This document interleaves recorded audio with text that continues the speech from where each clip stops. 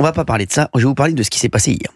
Hier, dans mon émission, enfin plutôt avant-hier, il y a un de mes chroniqueurs qui s'appelle Thomas Guénolé qui a dit une église est un bâtiment comme les autres, comme un autre. Voilà.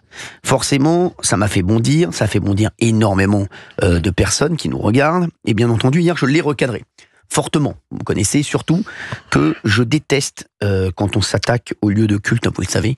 Vous me connaissez un petit peu là-dessus. Et je n'aime pas quand on manque de respect à plein de gens, à plein de personnes qui nous regardent et à plein de personnes qui sont croyants. Et hier, il a continué en disant une phrase qui m'a fait bondir encore une fois. Il a dit pour beaucoup de gens, pour moi, Dieu est un ami imaginaire. Voilà. Donc ça a été donc c'est lui c'est le woke par excellence. Hein. Même si je l'aime bien en dehors. Moi, je suis pas du tout d'accord. Je suis d'accord avec lui sur rien.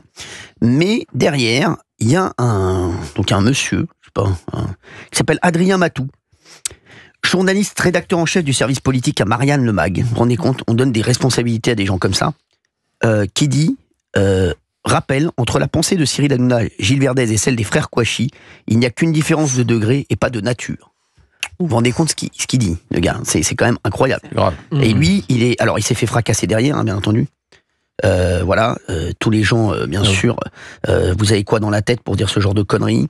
Il y a beaucoup de gens qui l'ont secoué. Il s'appelle Adrien Matou, allez voir sur son compte Twitter. Ouais, vous pouvez d'ailleurs lui répondre directement sur son compte Twitter, dire ce que vous pensez de lui.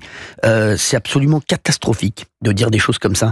Vous vous rendez compte ce que fait tous ceux qui viennent à son secours disent attention, il a dit différence de degré et pas de nature, donc il faut prendre... Et il avait dit au départ, les imbéciles adeptes du respect des religions sont de plus en plus nombreux. Ils n'ont pas fini d'intimider, tenter de réduire au silence, voire agresser les libres penseurs, comme le montre cette affligeante séquence.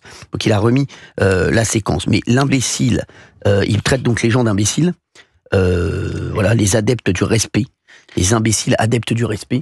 Pour moi, il n'y a qu'un seul imbécile, c'est lui. Parler comme ça et de manquer de respect à énormément de monde. C'est extrêmement choquant, il mélange tout, parce que